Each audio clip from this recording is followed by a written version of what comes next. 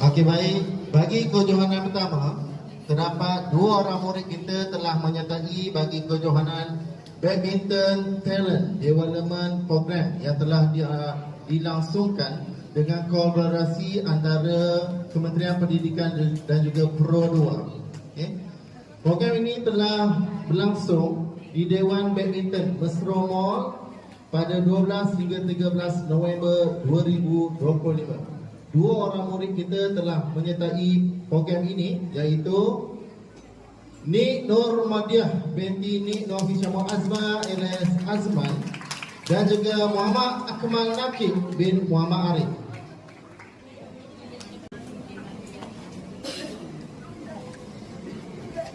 Untuk makluman hadirin, 2 orang peserta ini telah terpilih untuk mewakili daerah Besut bagi kejohanan ini. Jadi mereka ini antara yang terbaik di dalam daerah Besut yang telah mewakili daerah Besut untuk peringkat negeri Terengganu.